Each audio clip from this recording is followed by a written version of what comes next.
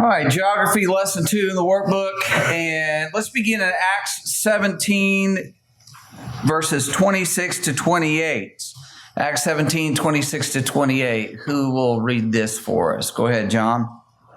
And he made from one man every nation of mankind to live on all the face of the earth, having determined allotted periods and the boundaries of their dwelling place, that they should seek God and perhaps feel their way toward Him and find Him. Yet He is actually not far from each one of us, for in Him we live and move and have our being, as even some of your own poets have said.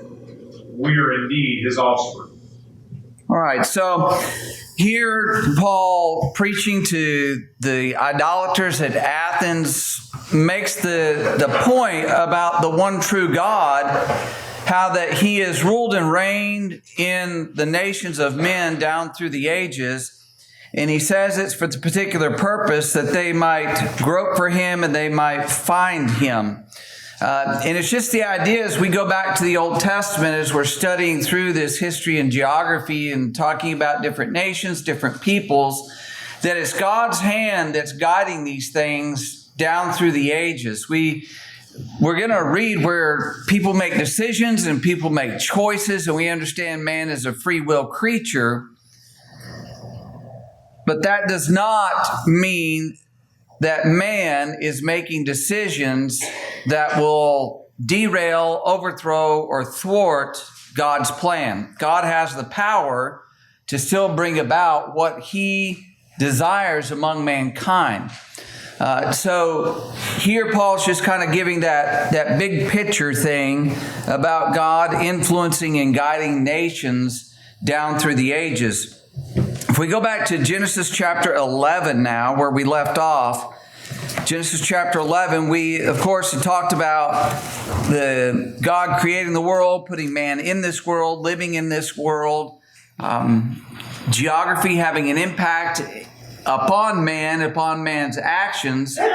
And we just briefly touched on Genesis chapter 11, verses 1 through 9, talking about the Tower of Babel, or some people say Babel. But you have the people after the flood, the descendants of Noah's sons, Shem, Ham, and Japheth, and they're multiplying, they're increasing upon the earth, and they migrate. Let's see if you can't see it on the map here, but if you migrate, let's see if we can do this. No. I should have tested that before I came, Mike.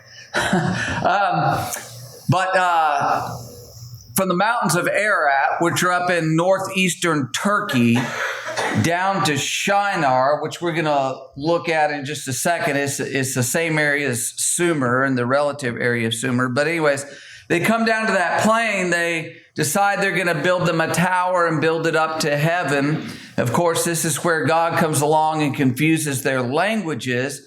And then when He confuses their languages, notice verse 8. Genesis 11, verse 8. Who's got that for us? Go ahead, Carter. So the Lord scattered them abroad from there over the face of all the earth, and they ceased building the city. Okay, so what happens with them?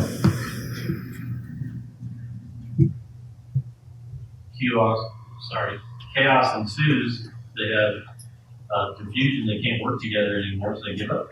Okay. How is this division, how does it take place? Why does it take place? Paul? Well, God didn't want that. He wanted them to prosper in their own and different parts. Yes. Why do they scatter? Okay, they have different languages. It's not telling us that each person had a different language. It's telling us that different languages were put upon them.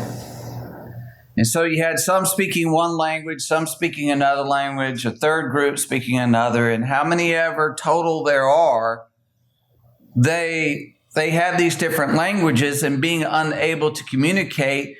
Now, over time, they would be able to learn each other's language. They'd be able to translate things and have communication. We understand that. But you can imagine, like, waking up today, everybody's speaking the same language, and by this afternoon, we don't have the same language. 6 of us have one language, 8 of us have a different, 4 of us have a particular one.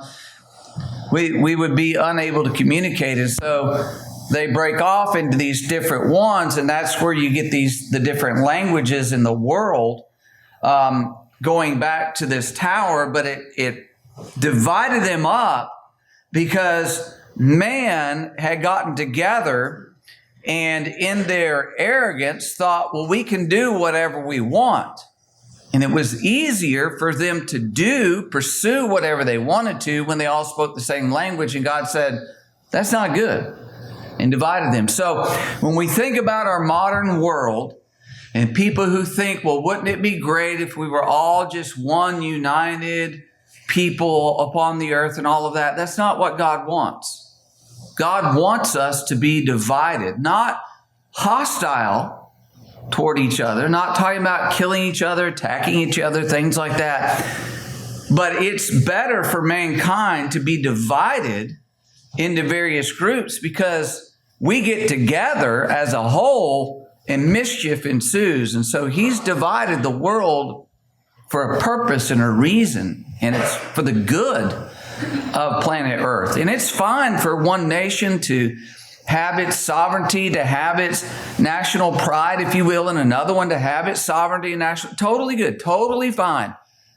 But it's not meant for us to be one world under one, government, under singular focus and purpose.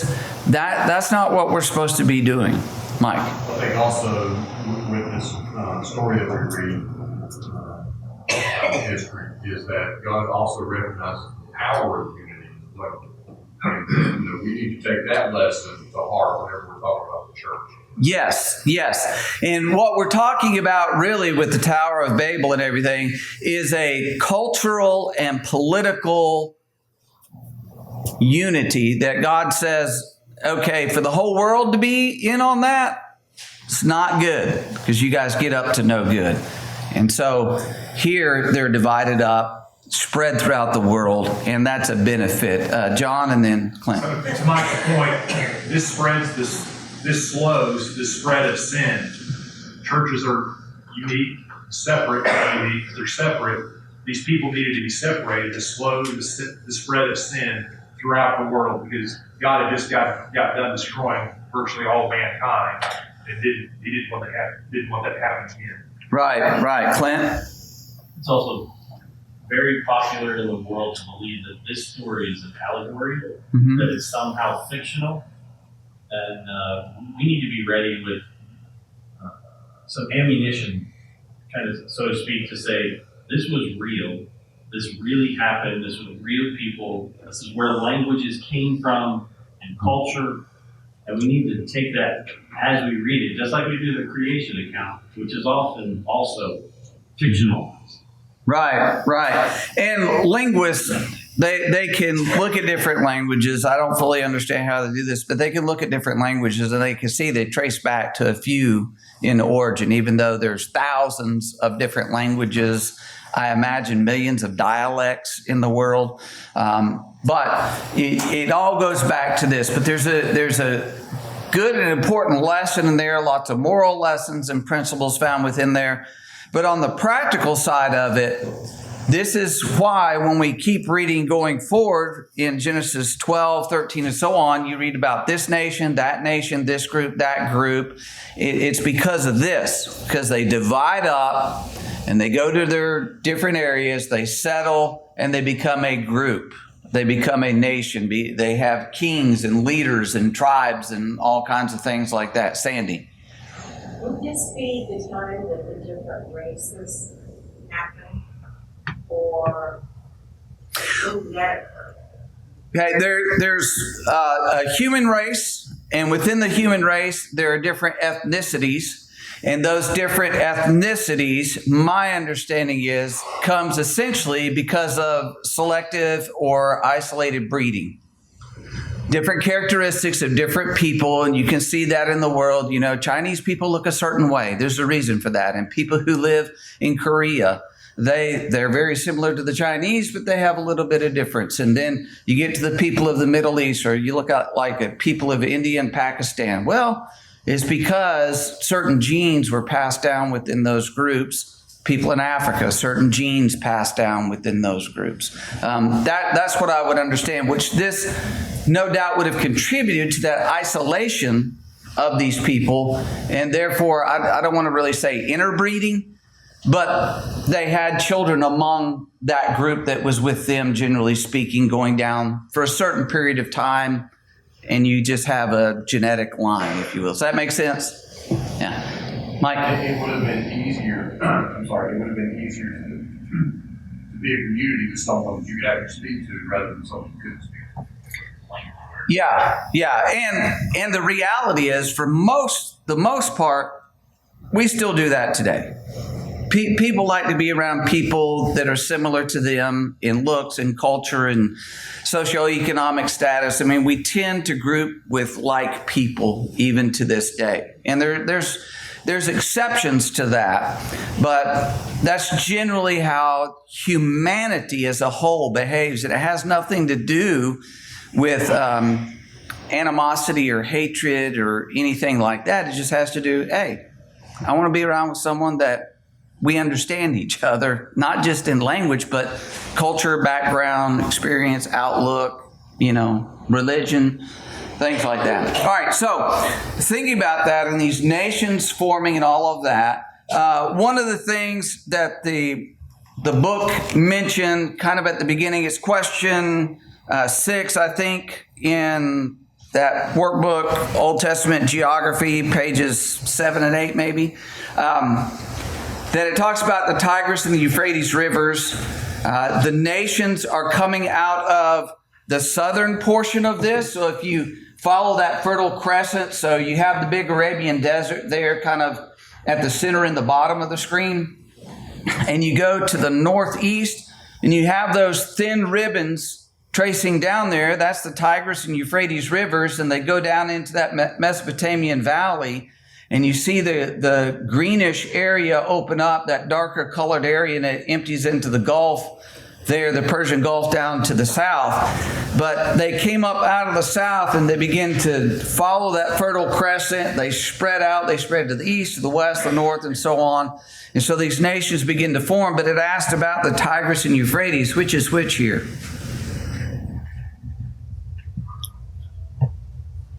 Tigris, I was thinking the top.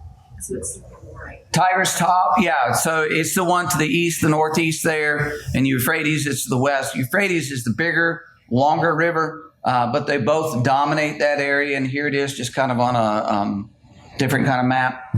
So you've got that. And you have the land of the Chaldeans then that we want to focus on for a little bit. Genesis 11 and verse 31. Who will read that? Genesis 11:31. Go ahead, Philip. And Terah took his son Abram and his grandson Lot, the son of Haran, and his daughter-in-law Sarah, his son Abram's wife, and they went out with him from Ur of the Chaldeans to go to the land of Canaan. And they came to Haran and dwelt there.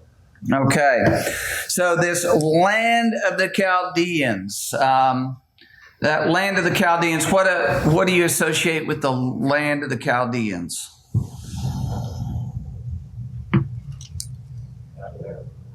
Well, I heard it. Sorry. Okay, Abraham, because he's being mentioned, brought into the biblical account here. Babylon, yeah, Babylon and Chaldean. You kind of associate those together. You get to the book of Daniel, and it talks about in the Babylonian Empire that there are Chaldeans in there. So it's kind of a subset of the bigger Babylonian Empire that later develops from the time we're reading about in Genesis 11. But it does come about. And let's go to, keep your place in Genesis. Let's go to Acts chapter 7. Acts 7, as we read Stephen's preaching here. And as he's preaching to the council, he backs up in the Israelite history. He backs up to the time of Abraham, and he mentions a few things here. So Acts 7, verses 2 through 4. Who's got that for us? Acts 7, 2 to 4. Carter, go ahead. And he said, Brethren and fathers, listen. The God of glory appeared to our father Abraham when he was in Mesopotamia, before he dwelt in Haran, and said to him, Get out of your country and from your relatives, and come to a land that I will show you. Then he came out of the land of the Chaldeas and dwelt in Haran. And from there, when his father was dead, he moved him to this land in which you now dwell. Okay, so talking about God appearing to Abram or Abraham, he says he did it when in verse 2. And this is question 4, by the way. Where was Abram when he received the call from God to go to the land that he would show him? Philip? Acts says it was before he moved to Haran, so he must have been in Haran. Okay, yeah, he was in the land of the Chaldeans, and it's really talking about there. Genesis 11:31 pointed out that they were in down there. What do you know about So it's on the map there, southern Mesopotamia, along the Euphrates River. Anything you guys know about that? It's down in that area of Sumer, and that's the same area as Shinar, essentially. Mike? It was highly technological, simply for the time, some hard times, difficulties and things like that, flogging, things like that, didn't exist in many places in the world. Okay. When you think about ancient cities, sometimes I think because we see modern pictures of them, we think that place was a dump. But at the time, it wasn't a dump. At the time, it was very advanced. And in this area was very advanced. It's in this area, so you can see the bottom of the Mesopotamian valley here. You see the area kind of in pinkish color, Sumer. That is the area of of the Chaldeans. And so that's the specific area we're talking about. And it was believed to be, even by secular sources, archaeologists and things, they say that it was settled around 4,500 to 4,000 BC. That's according to Britannica.com. So does anything ring a bell with 4,500 to 4,000 BC? Getting close to the beginning of creation. Okay, getting to the beginning of creation. If the earth, and we'll talk more about this in a little bit, if the earth is about 6,000 years old, 4,000 to 4,500 BC is in that area, that time frame, the beginning of humanity. It's so very interesting when you go back and you look at archaeology and the secular sources who don't believe in God, don't believe in the Bible, yet very often when they date things and they date humanity and civilization, they date it to relatively, in their terms, recent time.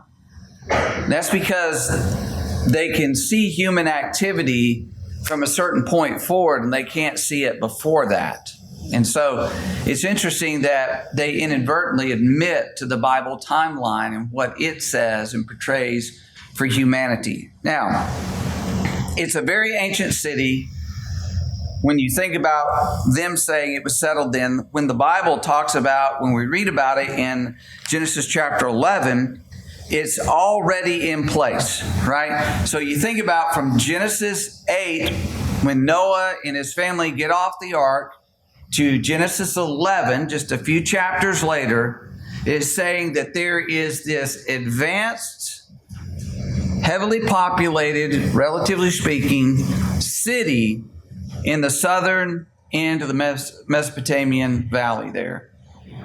So they have increased, they have grown. So that means it was settled and they began to work on it long before what we read about in Genesis chapter 11. So the Bible story is very compressed, right? You go from Genesis 2, Adam and Eve being put in the garden, and then Genesis chapter 6, all of a sudden you've got a world filled with people that is extremely wicked. The judgment comes in the flood, and it's reduced down to 8 people in Genesis 8. They come out of that ark, Genesis 9, they begin to populate the earth. They get scattered in Genesis 11. And then beginning in Genesis 12, it begins to focus out of all that population, all those nations, all those cultures, it begins to focus on one man.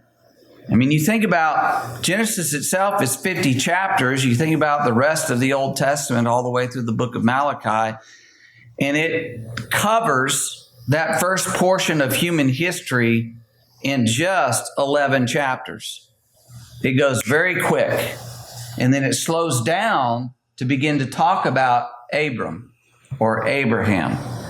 It slows down because he's the one that is the focus of God's plan of salvation, as we're going to read about in just a moment. But you have all of that to say that this city of Ur is there, it's thriving, it's been there for a long time. By the time we begin to read about it in Genesis chapter 11, that area of Sumer was named by people to the north, according to ancient.eu.com.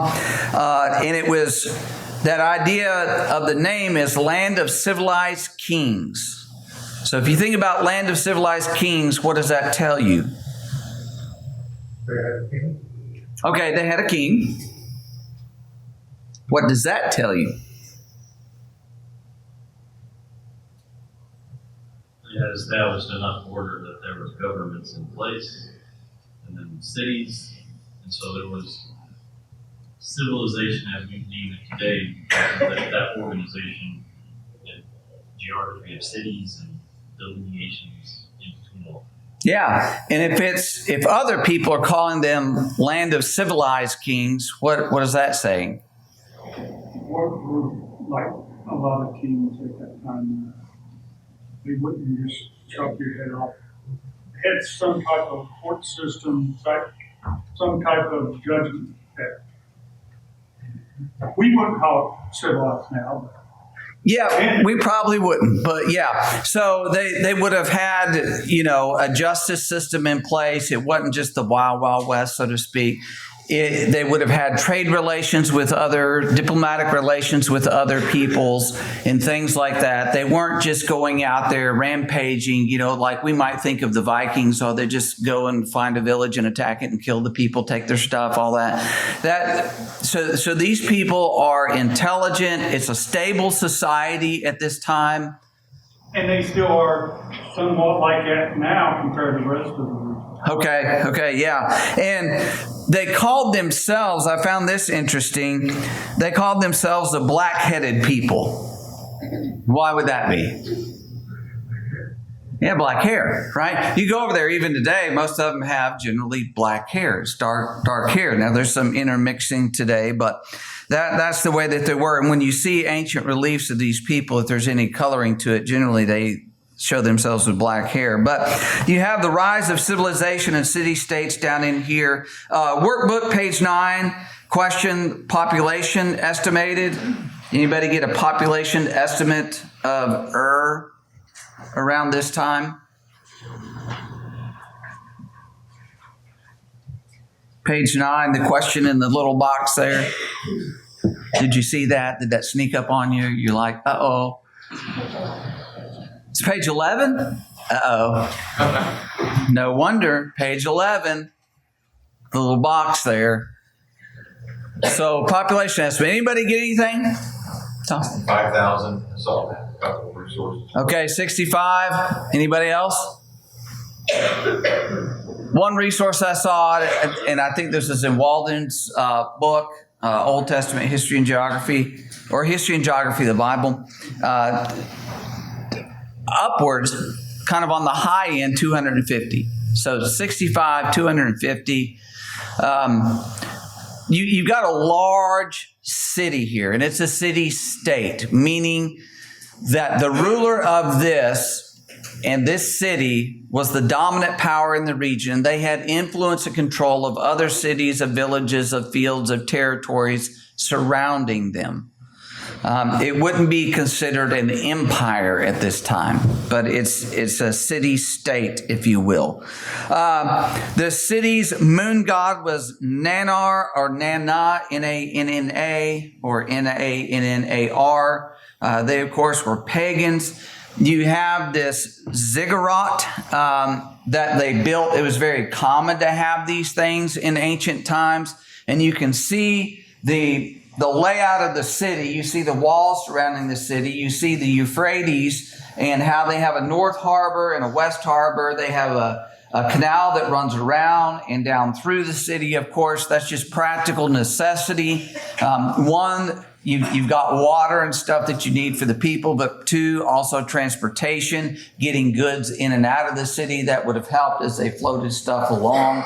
But you can see sort of that central area of those buildings, and the ziggurat was the temple of Nanar, this god. You have the house of great plenty and different things in there. So they've got these magnificent buildings in there that you can still see today. So this is the larger satellite picture of Ur. You see off to the east, to the right side of that map, that ziggurat that is there. That's a little closer up picture of it from the satellite view. From the view on the ground, this is what it looks like in modern times. I think this is in the 2000s. Hank, I don't know, did you actually go here? Oh, I lived there. Okay, he lived there. Probably. Hank may be in that picture. I don't know. But does it strike you about this building still being there? Any thoughts on that? That's just freaking engineering. The elements were correct. What they used, the type of stones they used, the elemental changes and things like that, all of this. I mean, this is a people who were not knuckle-draggers the way that you think that they are and all that stuff. These people were extremely amazing. Okay. Let me point out, to Mike's point, this isn't the first building they built.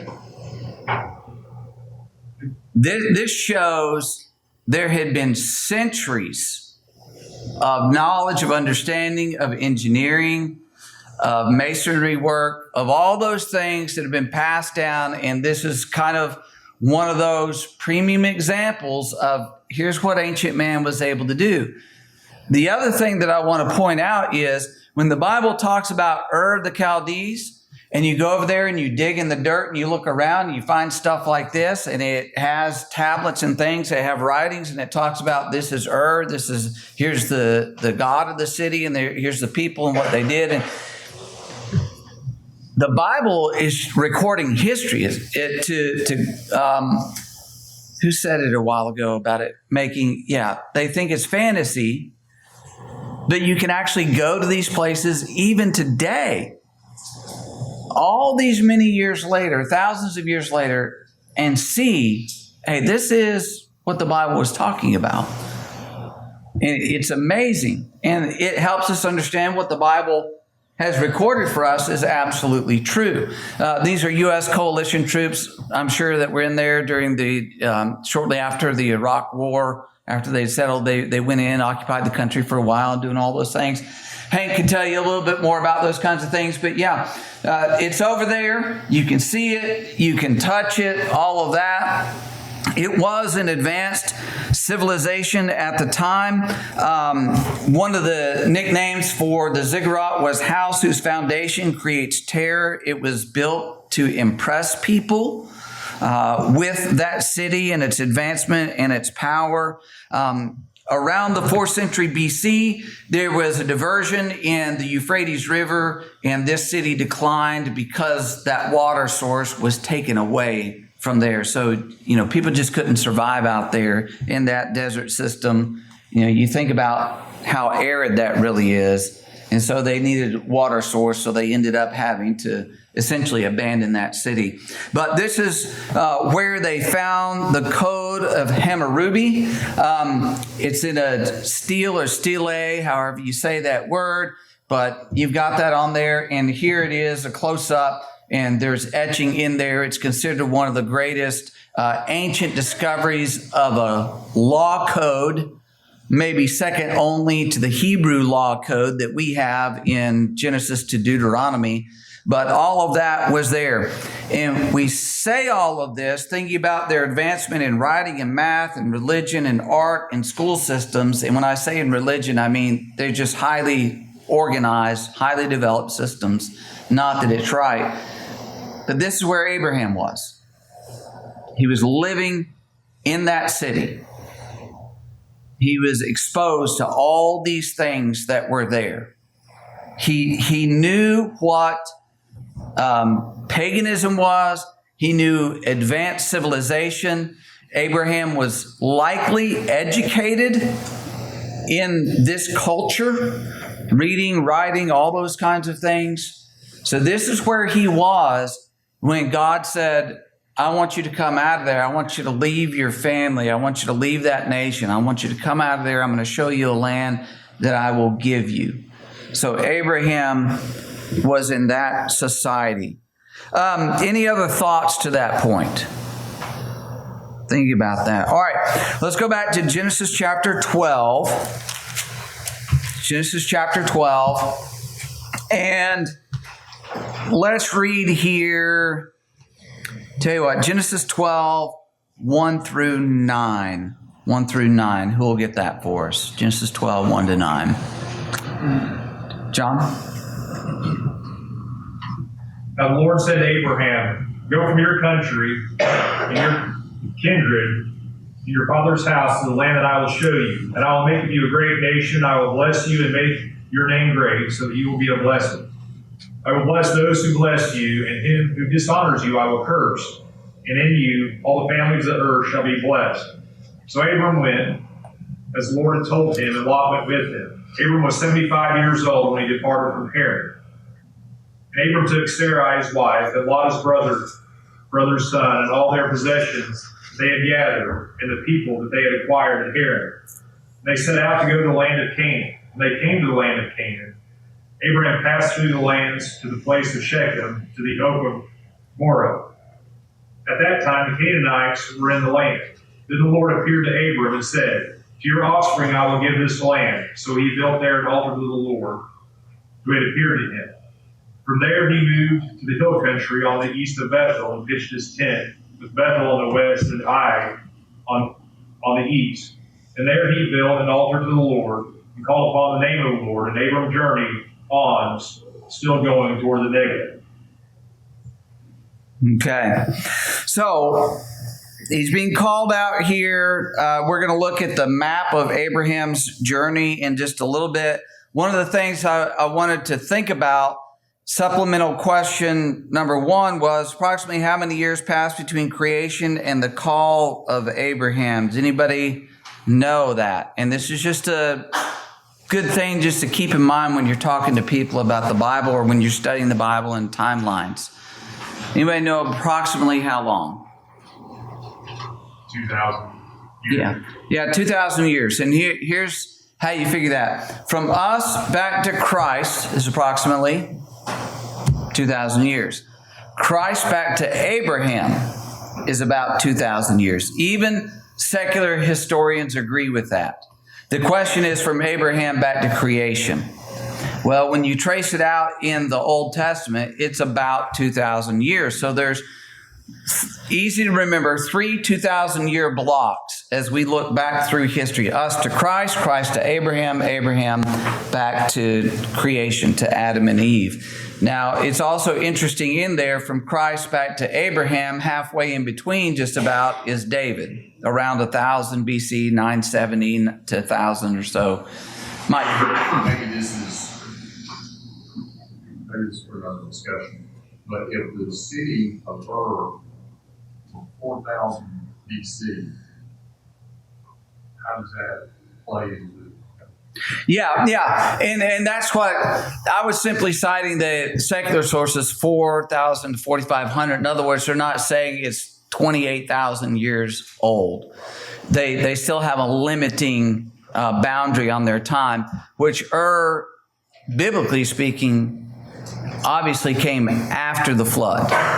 So it's not as old as they say. Of course, they dig into the dirt and say things are millions of years old, so you got an issue with that. But anyway,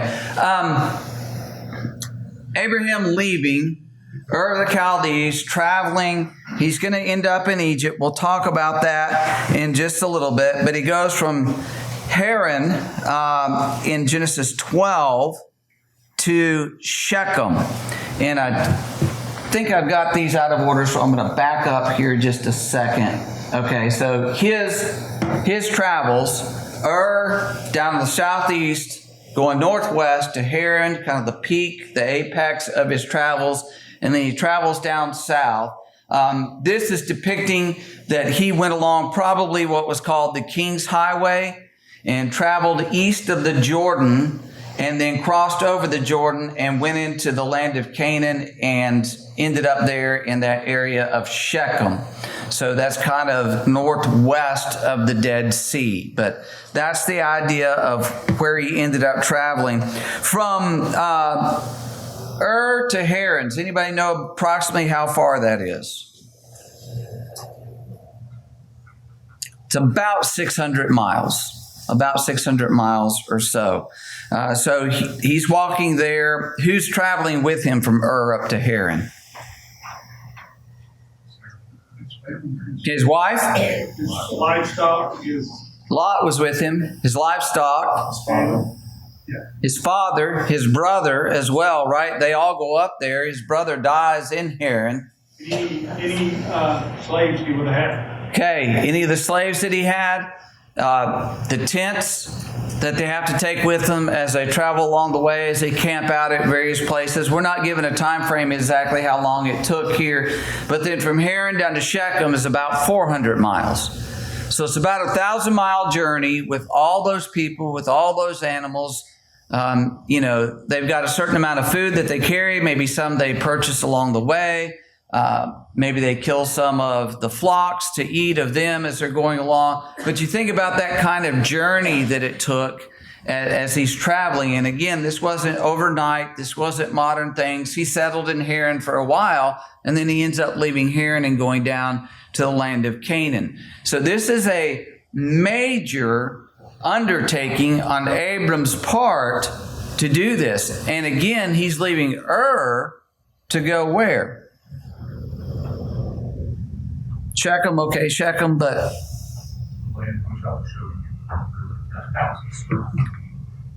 he doesn't know. So go to Hebrews chapter 11.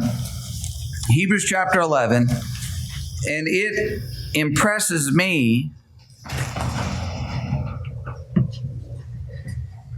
Hebrews 11, let's read verses 8 and 9, please. 8 and 9. Go ahead, Philip. By faith, Abraham obeyed when he was called to go out to the place which he would receive as an inheritance.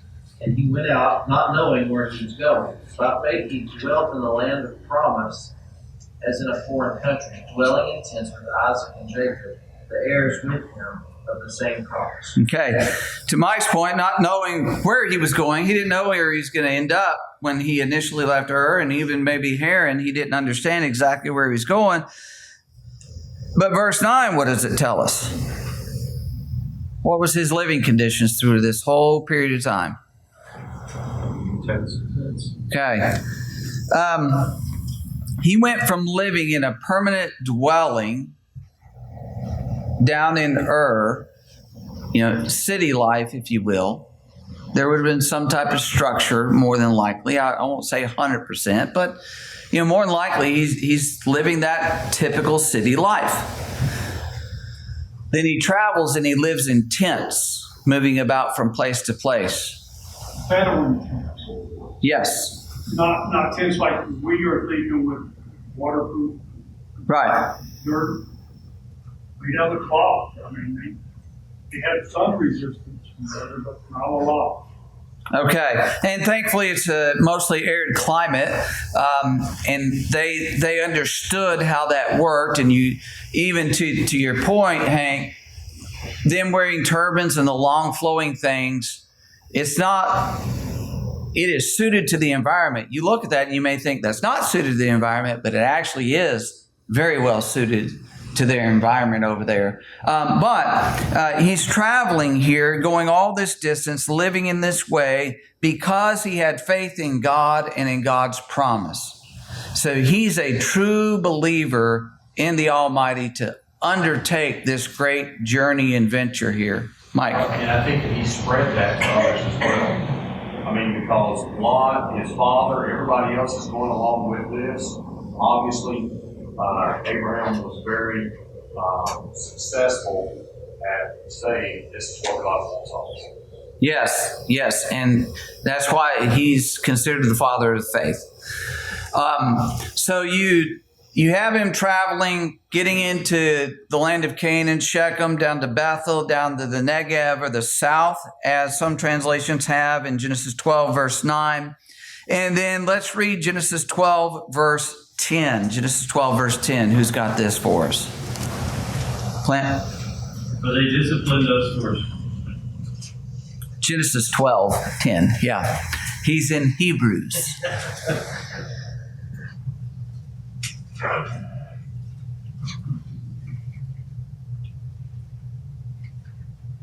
Now there was a famine in the land, so Abram went down to Egypt and sojourned there, for the famine was severe in the land. Okay, here's some pictures of Egypt, the Sinai Peninsula going into Egypt. This is out in the Sinai. In fact, this is when I made a trip over there where we stopped at a Bedouin tent. They showed us kind of here's what Bedouin life is like. There's still Bedouins that wander the desert over there, living in tents, and their flocks follow them and all that kind of stuff. And people live in this environment, believe it or not. When Abram went to Egypt, the pyramids were already there, and they had been there for like 1,000 years or more. Very long time. So he would have seen some things like this when he goes in. People traveling on camels, probably some in his crowd having camels with them. Of course, these are the pyramids of Giza. They were there when Abram showed up in Egypt. And this is originally what they're believed to have looked like, covered in limestone with a gold cap up on top. Of course, the main god in Egypt is Ra, the sun god. And we'll talk more about this hopefully with Moses and Egypt and all of that. But you just think about how it almost looks like the sun at the top and shining down and beaming down here. Mike? And to kind of give you an idea of how old that is, we are closer to Christ's time than Christ was to the building of it. Yes. These are very, very ancient. Again, to the point, man was civilized, man was intelligent, man knew engineering that we today don't even understand. Way more intelligent than us. I would have a good argument. If you want to argue that later, I'll be happy to do that, but they were smarter than us. We may have more knowledge, but they were smarter.